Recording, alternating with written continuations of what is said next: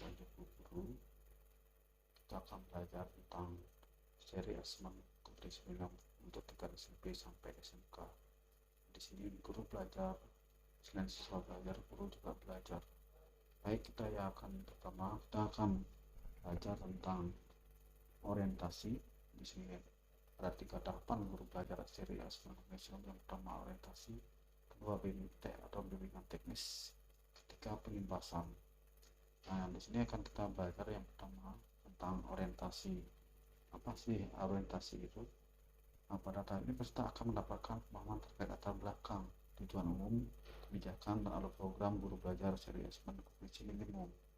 Nah, program ini bertujuan untuk menjawab berbagai persoalan guru dalam menghadapi asesmen kompetisi minimum. Nah, yang di sini termasuk di antaranya yang pertama, berkembangnya miskonsepsi tentang asesmen nasional. Kedua, adanya malpraktek pembelajaran dalam melakukan persiapan menghadapi asesmen nasional. Ketiga, guru belum mengetahui cara membaca hasil asesmen nasional. Keempat, guru belum memahami bagaimana menilai hasil asesmen nasional. Nah, di sini Bapak dan Ibu guru akan melakukan serangkaian kegiatan pembelajaran secara mandiri melalui program pembelajaran otomatisasi dengan alokasi waktu selama 32 jam pertemuan yang dapat Bapak Ibu guru atur secara fleksibel. Nah, program BITEK guru belajar seri asesmen kompetisi minimum disusun dengan memadukan tahapan dan pendekatan modular yang memfasilitasi peserta melakukan personalisasi pembelajaran. Nah, selain itu, program ini dapat mendorong guru untuk saling belajar dengan guru yang lain dalam hal praktik baik pembelajaran. Oke, di sini yang termasuk apa ini kita akan belajar tentang asesmen nasional. Oke, baik, kita akan belajar tentang organisasi pertama. Oke, selamat belajar pada guru. Oke, yang apa pentingnya asesmen nasional? Nah, yang pertama di sini kecakapan hidup abad 21. Nah, yang termasuk kecakapan hidup abad 21 di sini adalah kecakapan belajar dan berinovasi. Kedua, kecakapan menggunakan teknologi informasi atau IT. Ketiga, kecakapan hidup untuk bekerja dan berkontribusi pada masyarakat. Nah, asesmen nasional perlu dilakukan untuk meningkatkan mutu pendidikan. Nah, pertanyaannya kepada guru, mutu pendidikan seperti apa yang diharapkan? Apakah mutu pendidikan dapat dilihat dari hasil ujian nasional saja, seperti yang selama ini terjadi? Peningkatan mutu sistem pendidikan tidak hanya berorientasi pada capaian siswa dalam menguasai materi pelajaran dan nilai ujian akhir, apapun sebutannya itu. Nah, berdasarkan sistem pendidikan lebih difokuskan pada pencapaian kualitas siswa yang meliputi pengetahuan, keterampilan, dan sikap.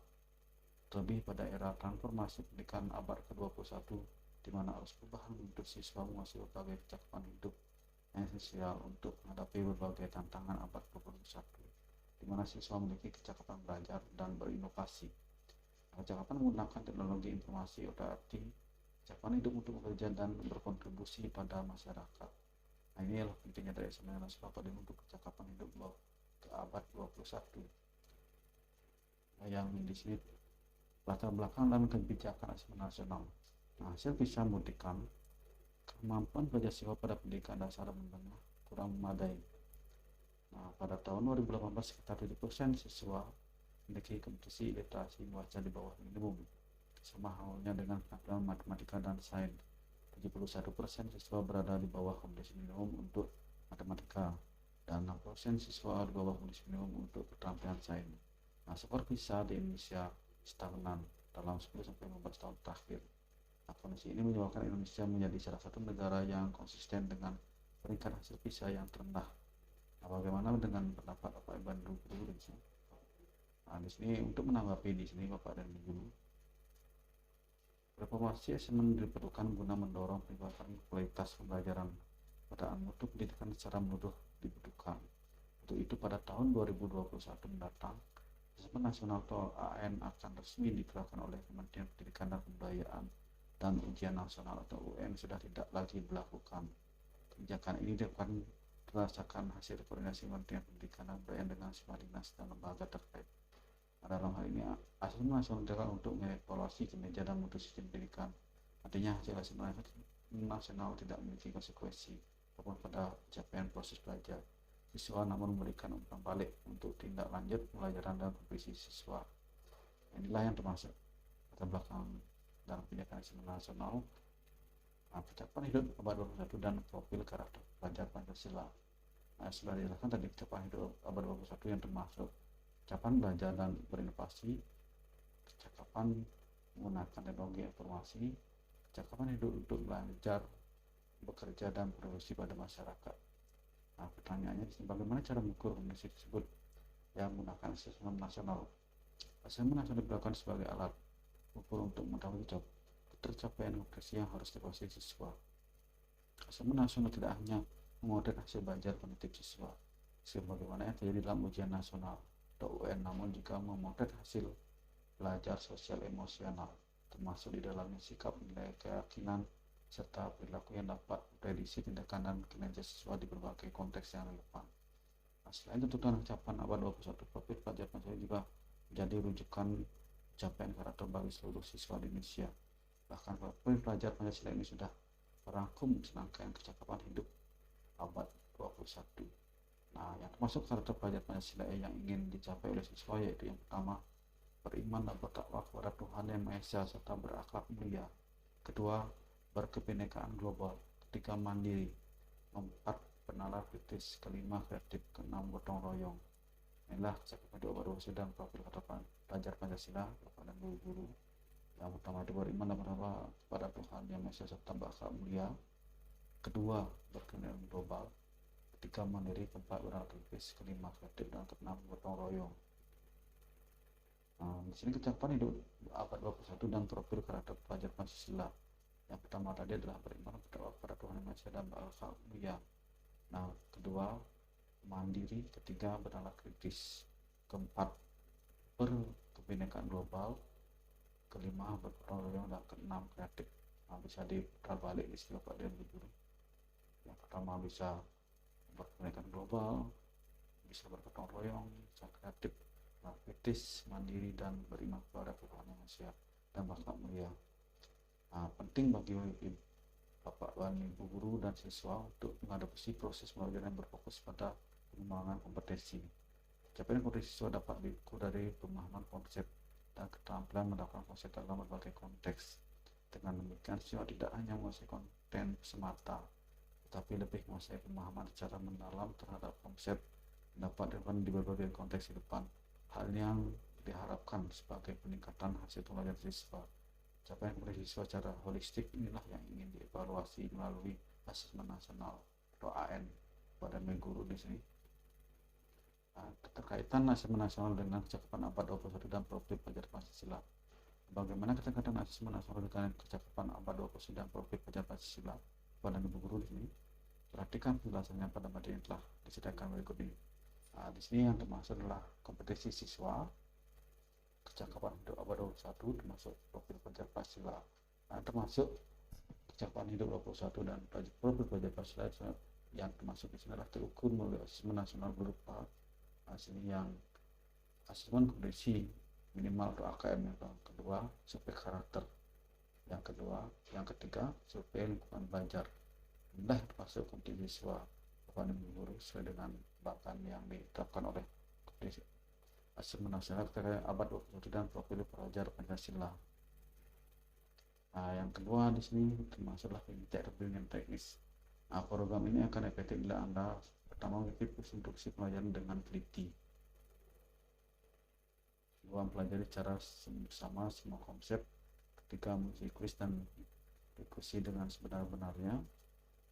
Keempat, lakukan latihan secara mandiri dan berkala. Di sini Anda sudah mengetahui tujuan dan cara efektif untuk program. Sebelum mengikuti penilaian Anda, Bapak dan Ibu guru akan diminta mengerjakan sementara program untuk mengetahui kemampuan awal sebelum mengikuti proses belajar.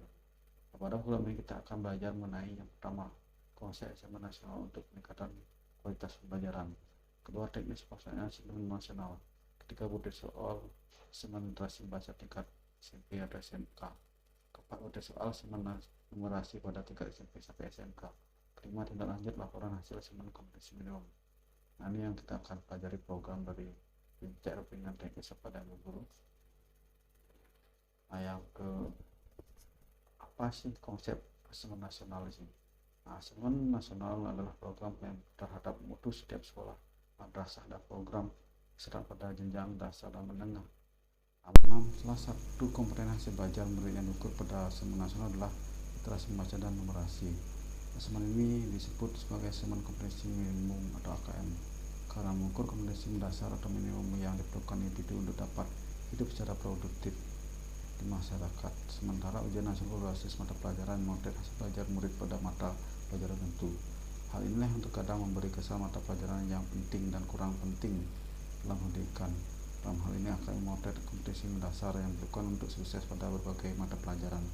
Hasilnya yang ketujuh, metode penilaian asesmen nasional atau AN dan ujian nasional atau UN pun berbeda meskipun keduanya berbasis komputer.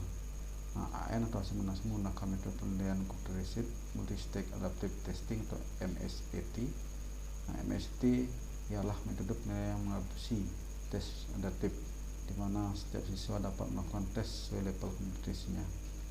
Di sini untuk penilaian Bapak Ibu menggunakan dia AN asesmen nasional menggunakan penilaian computerized multi-stage adaptive testing atau MSAT ialah metode penilaian mengadopsi tes adaptif di mana setiap siswa dapat melakukan tes sesuai level kompetensinya. Sedangkan untuk penilaian ujian nasional yang menggunakan computer based test atau CBT dan paper board test atau PBT. Di sini Bapak Ibu guru untuk yang pembandingannya untuk asesmen nasional dan ujian nasional. Sini asesmen nasional bukan pengganti ujian nasional. Di sini AN atau asesmen nasional bukan pengganti ujian nasional. Asesmen nasional lebih memberikan gambaran lebih utuh dan luas mengenai mutu pendidikan, bukan hanya secara prinsip namun juga karakter dan iklim belajar. Sini evaluasi ujian nasional. Beberapa poin evaluasi berikut ini juga menjadi pertimbangan untuk melanjutkan pelaksanaan ujian nasional dan mendapatkan penyelenggaraan asesmen nasional. Yang pertama, berdasarkan soal UN atau ujian nasional hanya mengukur kemampuan kognitif siswa sehingga input dan proses pembelajaran kurang dapat tergambarkan dengan baik. Hal ini belum sejalan dengan tujuan pendidikan yang ingin mengembangkan kemampuan berpikir tingkat tinggi serta kompetensi lain yang relevan dengan abad 21 sebagaimana yang tercermin pada kurikulum 2013. Harapan untuk melalui keterampilan siswa dalam menerapkan pengetahuan serta konsep melalui berbagai konteks kehidupan serta menunjukkan karakter sebagaimana yang diharapkan dalam profil pelajar Pancasila belum lengkap dilakukan melalui UN atau ujian nasional saja. Yang kedua, UN atau ujian nasional kurang dapat dilakukan guru untuk berbagi pelajaran pada subjek siswa yang sama.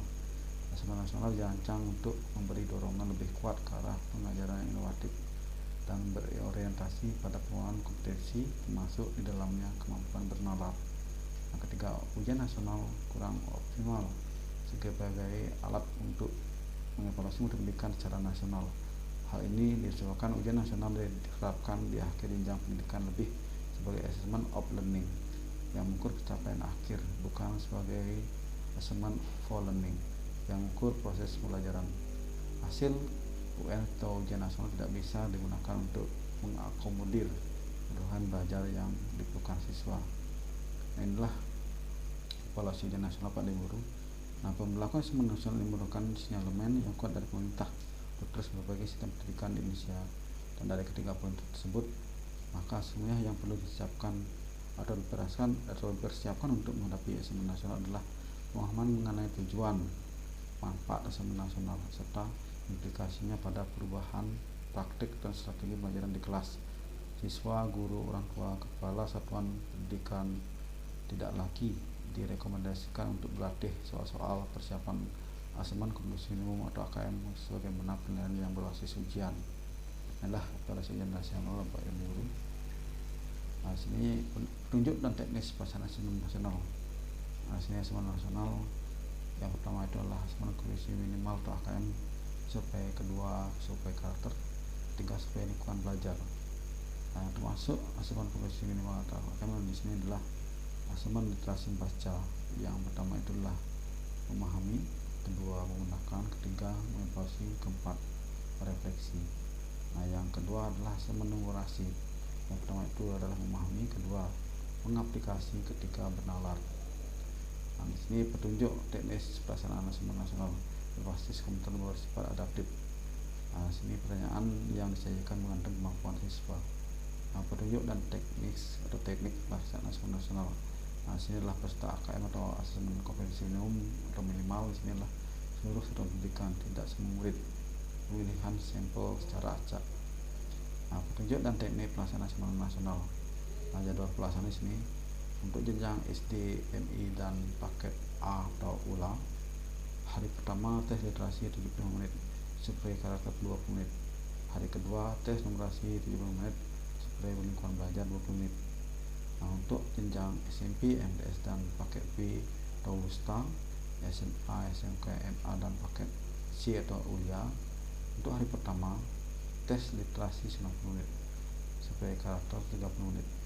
Hari kedua tes numerasi 90 menit, survei lingkungan belajar 30 menit. Nah, inilah yang termasuk petunjuk dan teknis pelaksanaan asesmen nasional Pak dan Guru. Nah, kriteria peserta asesmen nasional. Nah, di sini kriteria peserta asesmen nasional adalah seluruh satuan pendidikan, tidak semua murid. Kemudian sampel secara acak diambil dari kelas 5, 8, dan 11. Nah, setiap peserta mengerjakan tes literasi membaca, tes literasi numerasi, survei karakter dan survei lingkungan belajar. Nah, di sini pertanyaan, mengapa asesmen nasional hanya diikuti oleh sebagian siswa? Nah, hal ini terkait dengan tujuan dan fungsi asesmen nasional. Asesmen nasional tidak digunakan untuk menentukan kelulusan, menilai prestasi siswa sebagai seorang individu. Evaluasi hasil belajar setiap individu siswa menjadi kewenangan pendidik. Nah, pemerintah melalui asesmen nasional melakukan evaluasi sistem. Asesmen nasional merupakan cara untuk memotret dan memetakan untuk sekolah dan sistem pendidikan secara keseluruhan. Karena itu tidak semua siswa perlu menjadi peserta dalam asesmen nasional. Yang diperlukan adalah informasi dari sampel yang mewakili populasi siswa di setiap sekolah pada jenjang kelas yang menjadi target dari asesmen nasional. Nah, yang kedua di sini, mengapa yang menjadi sampel adalah siswa kelas 5, 8, dan 11? Nah, di sini hasil asesmen nasional diharapkan menjadi dasar dilakukannya perbaikan pembelajaran. Pilihan jenjang kelas 5, 8, dan 11 dimaksudkan agar siswa yang menjadi peserta asesmen nasional dapat merasakan perbaikan pembelajaran ketika mereka masih berada di sekolah tersebut. Selain itu, asesmen nasional juga digunakan untuk memotret dampak dari proses pembelajaran di setiap satuan pendidikan. Murid kelas 5, 8, dan 11 telah mengalami proses pembelajaran di sekolahnya, sehingga sekolah dapat dikatakan telah berkontribusi pada hasil belajar yang diukur dalam asesmen nasional atau AN. Nah, perlu diketahui pada yang guru sini, selain peserta didik, asesmen nasional juga akan diikuti oleh semua guru dan kepala sekolah di setiap tahapan pendidikan. Informasi dari peserta didik, guru, dan kepala sekolah diharapkan memberi informasi yang lengkap tentang kualitas proses dan hasil belajar di setiap satuan pendidikan. Sementara asesmen kompetensi minimum atau AKM untuk pendidikan kesetaraan yang berbasis sebagai ujian kesetaraan. Nah, di sini adalah Bapak Ibu yang termasuk dari peserta asesmen nasional. Nah, merumuskan bentuk soal asesmen nasional. Nah, di sini bentuk soal pertama pilihan ganda, kedua pilihan ganda kompleks, ketiga menjodohkan, keempat penyelesaian singkat, kelima uraian. Nah, sini bentuk soal asesmen AKM atau asesmen kompetensi minimum terdiri dari pilihan ganda kompleks, menjodohkan, isian singkat, dan uraian. Nah, di sini penjelasannya. Yang pertama, pilihan ganda, siswa hanya dapat memilih satu jawaban benar dalam satu soal. Yang kedua, pilihan ganda kompleks, siswa dapat memilih lebih dari satu jawaban benar dalam satu soal. Nah, yang ketiga, menjodohkan, siswa menjawab dengan cara menarik garis dari satu titik ke titik lainnya yang merupakan pasangan pertanyaan dan jawabannya. Nah, yang keempat, isian singkat, siswa dapat menjawab berupa bilangan kata untuk menyebutkan nama, benda, tempat, atau jawaban pasti lainnya. Nah, kelima, uraian, siswa menjawab soal berupa kalimat-kalimat untuk menjelaskan jawabannya. Nah, di sini asesmen nasional seperti tadi dijelaskan yang termasuk asesmen nasional atau AN. Yang pertama, asesmen kompetensi minimal atau AKM, survei karakter, survei lingkungan belajar. Nah, yang termasuk asesmen kompetensi minimal di sini AKM yang pertama adalah asesmen literasi membaca. Ya, di sini caranya dengan memahami, menggunakan ketiga mengevaluasi dan merefleksi. Nah, yang kedua asesmen numerasi, yang pertama menggunakan memahami, mengaplikasi, dan bernalar. Di sini murid kelas 5 akan menggunakan 30 butir soal untuk mengukur kompetensi literasi membaca dan 30 butir soal untuk mengukur kompetensi numerasi. Sedangkan siswa kelas 8 dan 11 akan mengerjakan 36 butir soal untuk mengukur kompetensi literasi membaca dan 36 butir soal. Untuk tindak lanjut laporan hasil asesmen verifikasi per kategori tingkat penguasaan kompetensi. Tahap lanjutan setelah pelaksanaan asesmen kompetensi minimum adalah tahap laporan hasil asesmen sesuai dengan tujuannya. Asesmen kompetensi minimum KKM dirancang untuk memberikan informasi mengenai tingkat kompetensi dasar siswa berupa kompetensi literasi membaca dan numerasi. Dari laporan hasil asesmen kompetensi tersebut, satuan pendidikan dapat melihat tingkat penguasaan kompetensi siswanya.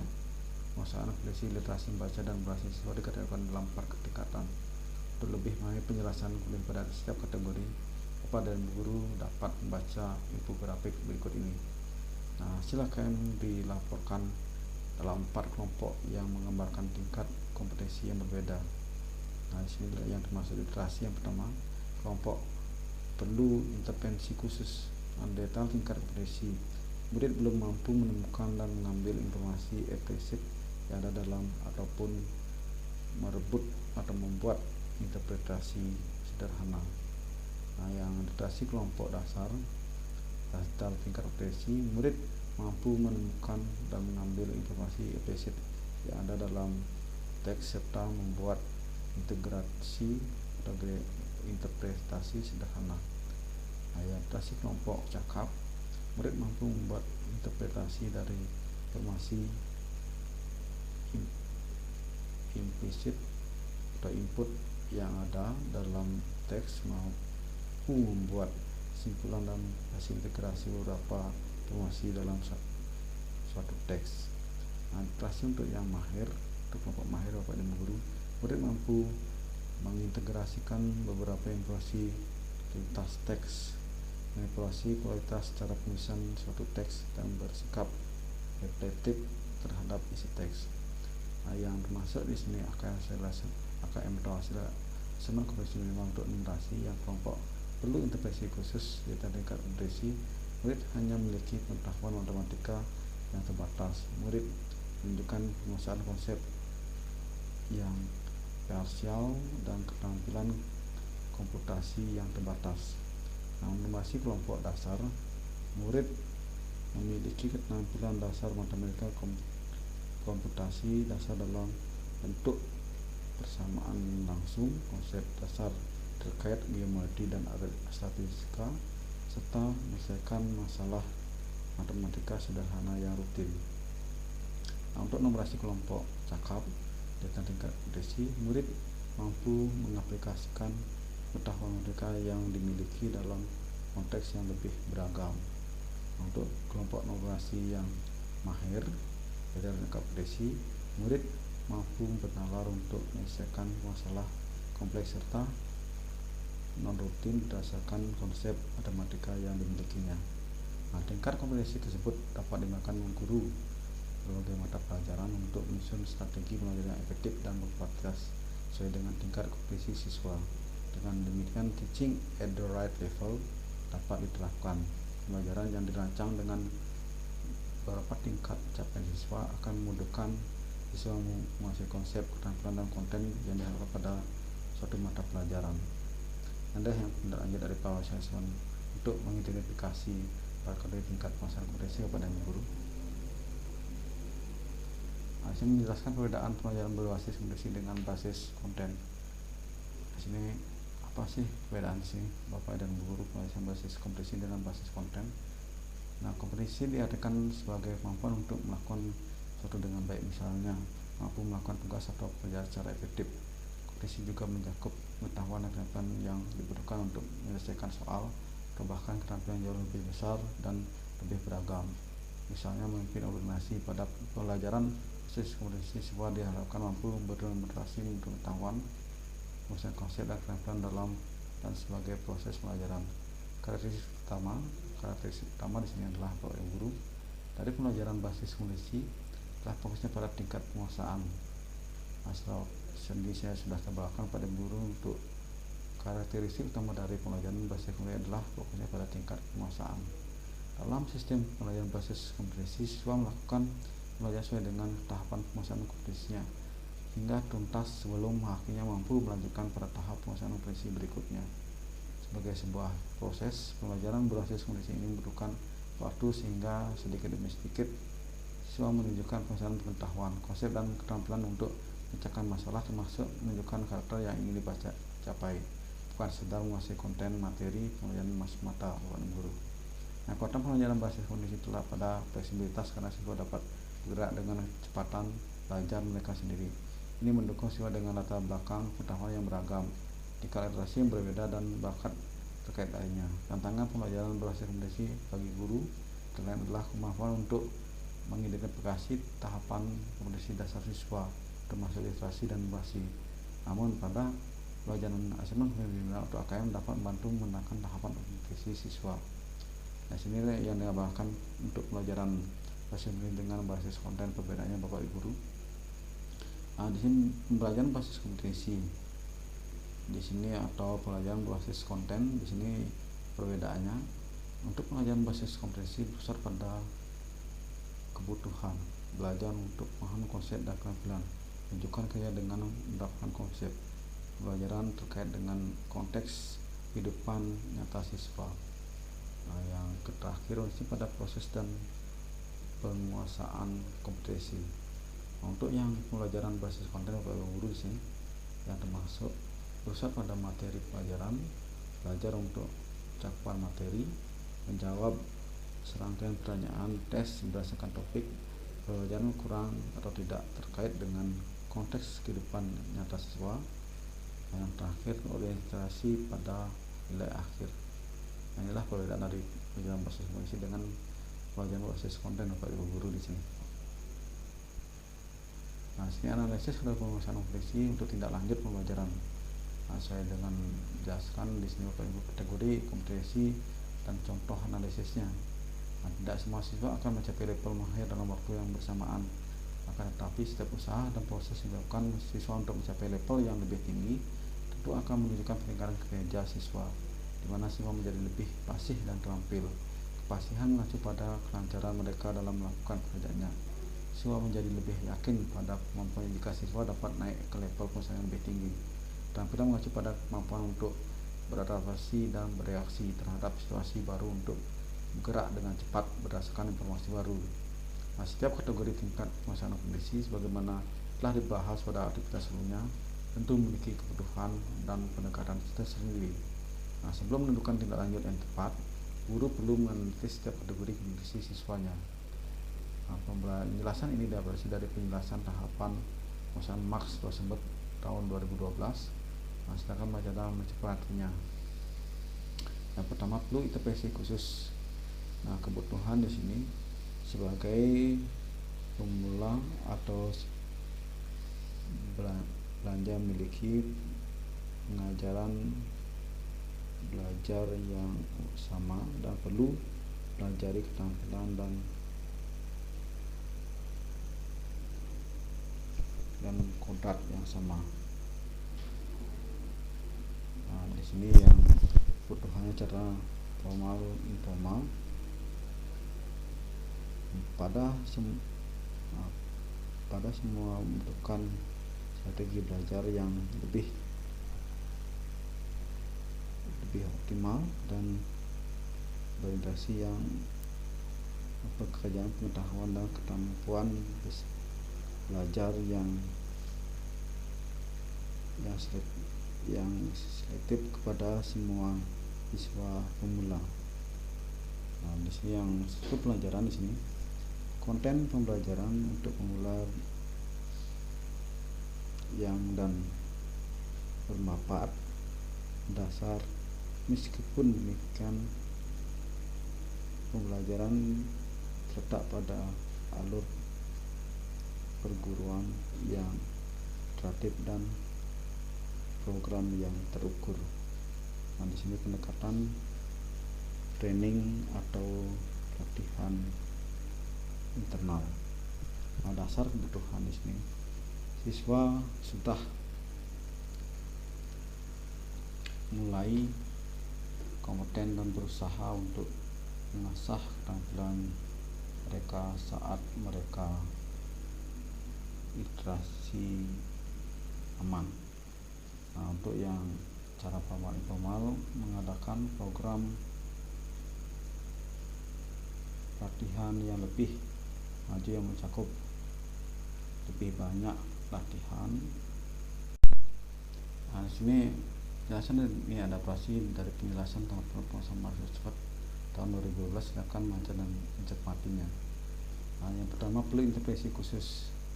Nah, kebutuhan sebagai pemula siswa bertanya memiliki persyaratan belajar yang sama dan perlu pelajari keterampilan dan konten yang sama.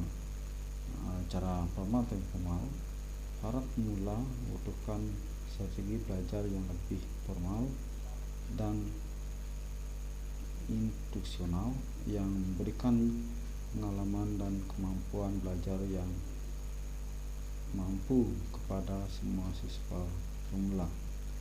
Nah, struktur pembelajaran, konten pembelajaran untuk pemula yang dan bersifat dasar. Meskipun demikian,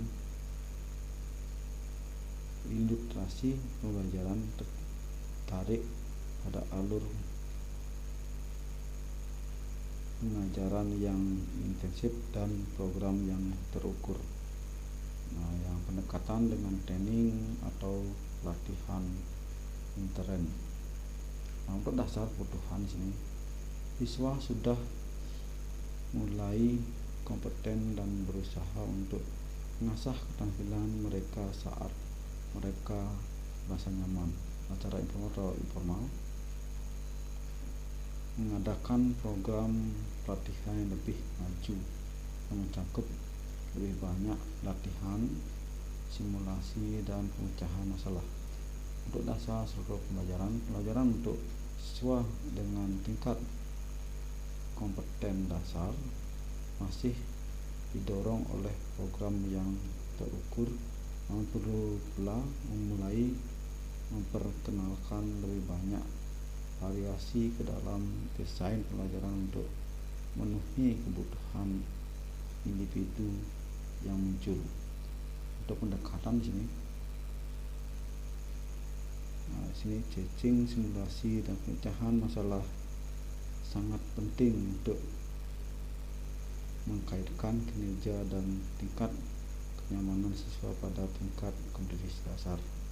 Untuk yang cakap di sini, kebutuhan siswa dengan tingkat kompetensi cakap memiliki kebutuhan belajar dan persyaratan kinerja yang semakin unik yang seringkali tidak dipatuhi oleh program pelajaran seperti pada tingkat yang sebelumnya. Nah, cara formal atau informal, pada tingkat kompetensi cakap, siswa diperkenalkan lebih banyak pada sistem pembelajaran informal. Dalam hal ini, konteks lingkungan belajar bertransisi dari ruang kelas ke konteks yang lebih nyata. Nah, untuk yang cakap struktur pelajaran, konten pelajaran untuk siswa dengan tingkat kompetensi cakap lebih personal dan kurang terstruktur. Desain pembelajaran mulai bergeser pada demonstrasi kerja atau kinerja. Untuk yang cakap pendekatan, mengelola pengetahuan yang sudah didapatkan serta memberikan dukungan kinerja pada siswa dengan tingkat kompetensi cakap diperlukan. Pembelajaran sosial muncul sebagai komponen belajar dan kinerja di dalam konteks di luar sekolah. Untuk tingkat mahir, Bapak dan Guru, kebutuhan siswa yang telah mahir atau bisa disebut pada tahap memiliki kebutuhan pelajaran dan persyaratan kinerja masing-masing. Master atau pakar cenderung personil dan deskriptif mengenai dirinya sendiri untuk atau unik dan berbeda dengan yang lain. Cara formal informal, bagi siswa tingkat kompetensi mahir, pelajaran merupakan aktivitas berbasis teman sebaya, kolaboratif, dan sosial. Mereka belajar dari satu sama lain. Untuk yang tingkat mahir struktur pembelajaran, strategi dan lingkungan pembelajaran yang disesuaikan tenda untuk setiap siswa mahir, termasuk peluang untuk melakukan lebih banyak penelitian secara mandiri dan kolaboratif. Ada pendekatan di sini untuk tingkat mahir. Pelajaran yang sifatnya kolaboratif adalah kunci bagi siswa mahir masuk pelajaran yang memberikan kemampuan untuk belajar melalui inovasi dan proses penemuan. Menjadi guru, mentor, atau pelatih bagi orang lain adalah strategi pembelajaran penting lainnya. Inilah hasil dari pasang presi untuk tindak lanjut pelajaran Bapak dan Guru. Merekomendasikan pembelajaran berdasarkan hasil laporan asesmen kondisi minimum atau AKM dengan penjelasan ilustrasi yang diberikan diharapkan guru dan pendidikan lainnya dapat memperoleh gambaran AKM atau asesmen kondisi minimal secara komprehensif. Seperti telah disampaikan dan ditunjukkan, meskipun AKM atau asesmen kondisi minimal tidak mengukur secara spesifik capaian belajar pada mata pelajaran, namun pelaporan hasil AKM atau asesmen kondisi minimal dapat dimanfaatkan untuk mendapatkan proses pembelajaran pada berbagai mata pelajaran. Tentunya dengan didasarkan pada analisis hasil laporan asesmen kondisi minimal atau minimum Bapak Ibu. Implikasi tingkat kognisi pada pembelajaran dapat dilihat melalui contoh mata pelajaran IPS berikut ini. Sajikan bacaan berisi materi baru mengenai koperasi. Jelaskan fungsi, manfaat, dan beragam contoh baik. Guru diharapkan menyelesaikan pembelajaran sesuai tingkat kompetensi murid. Misalnya, di sini yang pertama, murid tingkat perlu interpretasi khusus, belum mampu memahami isi bacaan, dan hanya mampu membuat interpretasi sederhana. Guru IPS tidak cukup bertemu pada materi bacaan tersebut. Murid perlu diberi bahan belajar dan cara audio, visual, dan pendampingan khusus. Kedua, murid di tingkat dasar telah mampu mengambil informasi dari teks, namun tidak memahami secara utuh isi topik koperasi. Murid dapat diberi sumber belajar pendamping dalam bentuk catatan singkat ataupun simpulan untuk pemahaman yang utuh. Tiga, murid di tingkat cakap mampu memahami dengan baik isi teks mengenai koperasi, namun belum mampu merefleksi. Murid dapat diberi pengajaran identifikasi kondisi lingkungan murid, mengaitkan dengan fungsi dan manfaat koperasi. Manfaat murid di tingkat mahir mampu memahami isi bacaan dan refleksi gunaan koperasi dari teks yang diberikan oleh guru, dapat melakukan pelajaran berupa menyusun beragam strategi memanfaatkan koperasi. Inilah yang diperoleh dari pengajaran bahasa hasil laporan asesmen kondisi minimum Bapak Ibu Guru atau KM Bapak Ibu Guru di sini. Di sini ada segitiga belajar untuk kurikulum, asesmen, dan pembelajaran. Yang pertama adalah dan utama asesmen harus dilihat sebagai bagian dari proses pembelajaran yang utuh. Kerangka yang sering digunakan adalah segitiga belajar yang mengaitkan antara asesmen, kurikulum, dan pembelajaran. Segitiga belajar membantu kita tidak melihat asesmen, kurikulum, dan pembelajaran sebagai aspek yang berdiri sendiri. Guru dan pemimpin sekolah dapat melakukan penyelarasan antar tiga aspek yang menentukan pengalaman belajar murid. Inilah termasuk segitiga belajar yang pertama adalah asesmen, pembelajaran, dan kurikulum. Kompetensi kepemimpinan sekolah yang termasuk di dalamnya pengalaman belajar murid dan kompetensi guru. Dalam segitiga belajar maka makna masing-masing segi adalah sebagai berikut. Kurikulum seperangkat kompetensi yang penting dikuasai murid dengan menggunakan cara belajar dan asesmen tertentu. Pengembangan kurikulum selain mengacu pada tantangan dunia nyata, hendaknya mengacu pada hasil asesmen dan refleksi praktik pembelajaran. Pembelajaran serangkaian aktivitas yang dirancang dan dilakukan di ruang kelas berdasarkan kompetensi awal murid yang terdiri dari hasil asesmen dan untuk mencapai sasaran kompetensi yang ditetapkan dan dalam kurikulum. Pelajaran memadukan informasi dari asesmen dengan informasi dari kurikulum. Keseimbangan antara paduan tersebut yang akan menghasilkan pembelajaran yang optimal. Asesmen di sini adalah proses pengumpulan, analisis, dan melaporkan sebelah informasi yang terkait pencapaian kompetensi murid dan penguasaan suatu kompetensi tertentu. Asesmen di diagnosis, asesmen di awal untuk merancang strategi pembelajaran, asesmen informatif, asesmen sepanjang proses belajar untuk melakukan perbaikan dan penyesuaian pembelajaran, asesmen sumatif, asesmen di akhir untuk menentukan level penguasaan kompetensi oleh murid. Inilah dari segi belajar kurikulum, asesmen, dan pelajaran Bapak Ibu Guru. Dari segi pembelajarannya yang makna masing-masing di sini sudah jelas Bapak Ibu Guru. Sekian dan terima kasih Bapak Ibu Guru di sini karena pelajaran dari asesmen nasional sampai cukup di sini, dan mohon maaf ada kata-kata yang salah dari saya, dan sekian terima kasih.